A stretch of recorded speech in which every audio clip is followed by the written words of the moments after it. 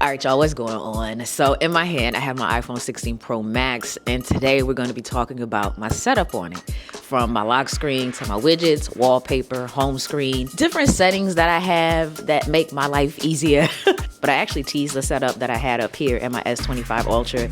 And truthfully, I wasn't even thinking about making really a what's on my phone video at the time. But y'all had some questions, and so I'm here with some answers on how I got my phone to look this way. All right, so first things first, the phone that I'm using is the iPhone 16 Pro Max. I believe I have a terabyte of storage up here. I am team no case. I love a case to switch in and out of, but ultimately I like to, rock my phone without a case. But I currently don't have a screen protector up here as well, which is something that I've been meaning to change. The wallpaper that I have on my phone, I actually found on Pinterest. If you don't know, that's like the go-to place for wallpapers, just anything unique. It's easy for me to get caught up in there. My clock here that I have on my lock screen is the default clock. All I did was long press on the screen and hit customize, and then I tapped on the lock screen here, and then I just played with the font. I made it as thick as I possibly could. I think I did change the color to white so that it was a little bit more bold, and that allowed me to have this look for my clock up here at the top. But I like this wallpaper, one for the color and then two for the message. Like, you got this old lady with like golds in her mouth, and at the bottom it says stay true. Like, stay true to who you are, be authentically you, and live in that and enjoy that, because there's only one you, But underneath my clock I have the widget, and I used a weather widget on that app. I'm not sure which widget it was. Like, their widgets don't have a name. So what I'll do is I'm gonna link everything that I'm mentioning down below in the description box, but I'll also will do my best to find this widget and share it with you all so you have that direct one. And then next to that, I want to say is another widget, and that just lets me know any calendar events that I have coming up. And I like that because it lets me know how much time before that event happens. But one thing I have done, y'all, because sometimes this phone can be a huge distraction for me, I will get sidetracked if I go to post something on Instagram. Next thing I know, I'm down a rabbit hole of something totally different. But one thing that has helped me stay on track is to turn on grayscale mode. So in my control center here at the top, what I've done is added this little quick shortcut so that when I tap on that, my entire phone goes into grayscale. And what I found is that I'm actually less interested in using my phone as a procrastination tool, because that's what I'll do. I'll sometimes, instead of doing the task that I need to be doing, I'll do another task. And being in grayscale like this helps me just do what I need to and get off, not getting distracted in using my phone, but then also having quick access to turn it off when I need to. All right, so that's pretty much the lock screen in a nutshell. So let's take this and unlock it and head on to my home screen. What I've done is placed a few of the apps that I use the most on the right side and my widgets on the left. And if I swipe to the right, it takes me to my main page of widgets. And if I swipe towards the left, it takes me to a second page of apps. My goal here was just to kind of keep things simple and put the apps that I needed to the forefront. So you'll see that I have a lot of the default apps like settings. I'm always in and out of there. Fantastical. I've been using that calendar app for years. I probably say that every time too, but nonetheless, I love that app because it lets me get a nice clean view of the events that I have ahead. So I have my calendar up here at the top, my events down here at the bottom. So I like being able to look at the monthly view here and seeing the specific colored dots on the dates so that I know, hey, there's a red dot, so I got something work related. It also gives me the weather in here. Now for my to-do list, I am currently in between my reminders app and this app that I recently discovered called Timo or Timo. I'm not sure how to pronounce the name, but I like that reminders is just so easy to use and just fluid. It works across my devices and there's not much setup involved. However, there are more options that I wish that I had, which is something that Timo gives me. So within this particular app, what I can do is come in here and make a to-do list. So I have all my main actions in here, and then I can plot them out on the day that I actually want to complete them. I love the graphics. Like, I love the way things look in here. but sometimes it can be a bit of work to get items within this view. So it makes me more intentional about what I add as something that I need to complete versus just doing a quick dump of all the things that come to mind that I need to do. And you can assign it how much time you think it'll need, icons, colors. And then there's also a focus timer in here. So like right now I'm supposed to be filming another video, which is my monthly faves. So normally I use the clock app for my timer, but I will say I like the focus timer here because it gives me some extra options like some lo-fi music that I can listen to. It also lets me get a nice view of how much time I have remaining to complete that task. And then at the bottom, I started using subtasks for certain things like my videos that I need to film.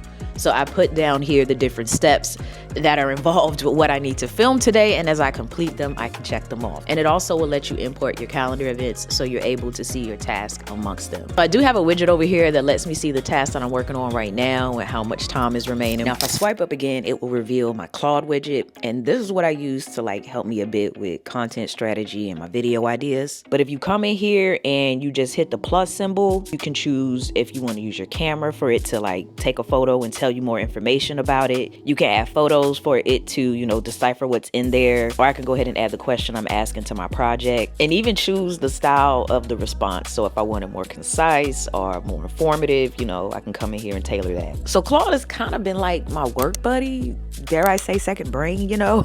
It does aim to be a helpful, harmless, honest AI assistant. And it has some unique features that I haven't seen in others, like the ability to connect my Google Drive, my calendar, and my Gmail account. Like one thing I really like in here is the project folders. So for example, I got a project in here called Content Strategy, and in it are my different conversations around that in ways that I can stay consistent on Instagram. I also have a project in here where it's helping me create promotional content for my content creator guide. I even uploaded my content creator guide in here so it knows exactly what I'm speaking about, which is an ebook I created to help people create content. And it's done a really great job at helping me figure out how to get the word out on it. I even put my media kit in here so it knows more about me in general. Now, Claude also will code and create apps, which is something I'm still playing with, but I am using it for my website because I'm reconstructing things and rebranding. So it's giving me some inspiration, but I will have it linked down for you below with the rest of the apps in case you want to add it to your phone. All in all, this has been a really nice app for me, so I definitely have it here at my fingertips with the widgets. And big thank you to Claude for not only sponsoring this portion of the video, but also for putting me on, because I didn't know much about Claude prior to this. Now I'm definitely a fan. But next to that, I don't even know why this Outlook is in that folder. It's not supposed to be. There we go. God, it moved everything. That's the thing about iPhones, man. When you try to move an app, it tries to shift apps where it wants versus where you want them, you know? But outside of that, for my mail, what I use is Outlook. I am on the hunt for another mail client. There's nothing wrong with Outlook. It's just, I want something different. I don't know if y'all are like that. Like just every now and again, you want to just kind of like switch it up. Just test and see if anything is better, you know? I've been hearing about Superhuman, and I used to use Spark in the past, but if y'all have any recommendations of any mail apps I should give a try, please let me know down below in the comments, because I really want to give something else a go. But Outlook is doing what I need for the most part. I like to use that for my mail client, and then for my music, I use Spotify and Apple Music. So I currently have Spotify here because that's the one that I'm in the most. But if you don't follow me on Spotify, you should. Like I know I have a monthly fave series where I share all of my favorite tech and non-tech items for the month. And that also includes a music playlist for the month. So you will at least get a monthly playlist from me. And if you're not familiar with the monthly faves, definitely check that out in one of these corners. And then beneath that, I have Blackmagic Cam. That's what I like to use for a more pro version of the iPhone camera. It has so many options in here and it's free. So you can change your lens, frame rate, shutter speed. You can add in LUTs.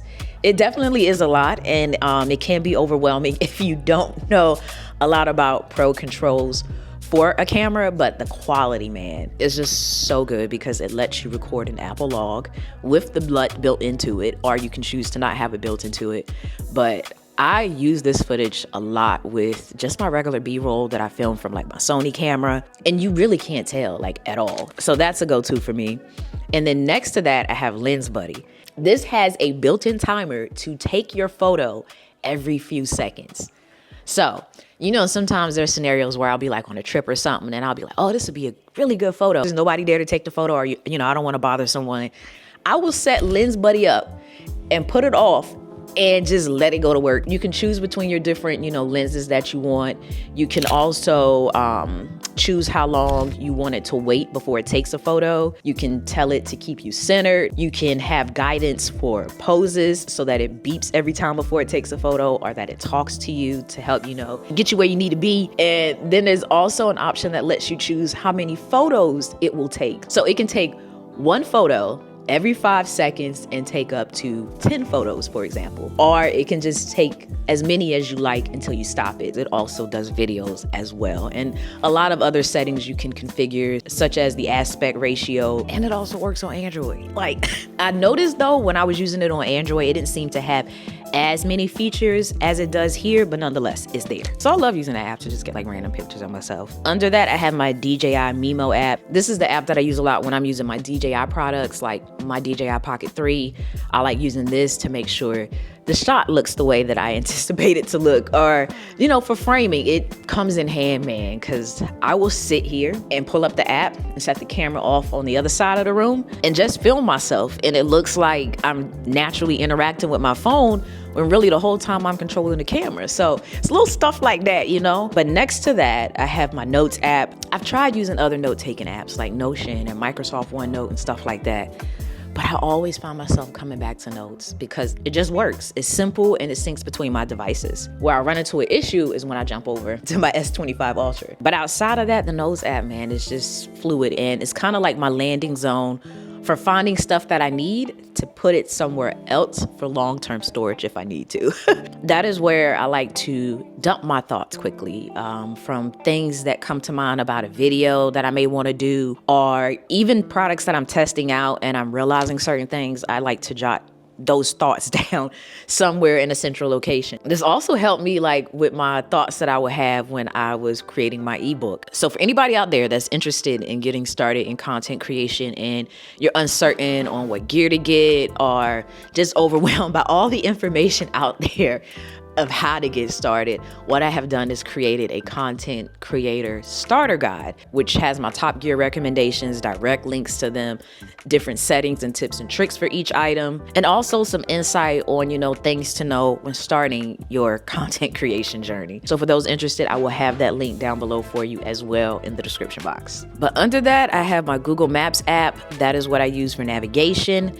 And then to the left of that, I currently have my podcast widget. And then at the very top, I have my Fantastical widget. But you'll notice down here in the bottom, I have in my dock the camera app, because I'm always accessing that, Safari and photos. One thing you'll notice down here in the bottom right is that I have a folder for my messages in my phone app. And I put them in here so that the badge number just kind of shows up on the folder and lets me know if I have a new message. I'd say about 95% of the time I am in my work focus mode. I've gone to my settings and customized it, and I made it so that I only get notifications from people that are like work related. However, all of my notifications come in. Just don't get alerts about them other than this badge. The way that I set up my work mode is that anybody that calls me, their call gets through, but not all of my messages will give me a notification.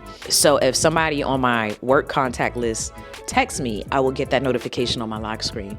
Someone who is not on that list, I would just see an update on my badge number. So it just kind of helps filter things a bit and allows me to focus. But taking it to my widgets that I said I have over here to the left, at the very top, I want to say that's my either Fantastical widget or Widgy widget. I have quick access to my Spotify widget and Apple Music, my workout. Also have a widget for my Instagram followers, which, speaking of, if you don't follow me on Instagram, I'll throw my handle up here so you can check me out. I recently did a giveaway up there, so you definitely might want to stay tuned because I'm going to be doing some more. And then under that, I have a widget for my Amazon orders, so that way I know it's coming. And then I have a widget for that Lens Buddy app that I showed you, my weather, my car, flights, another widget for activity, and then the gentler widget, which lets me know when I need to, you know, chill out with working out, because either I'm going too hard or I'm not working out at all. Like I just fall off and I just stop. And when I fall off and stop, I go 10 times harder when I restart. So this is kind of helping me find that balance. And then I have my battery widget and a few others, man. I just loaded it down basically with any widgets that I wanted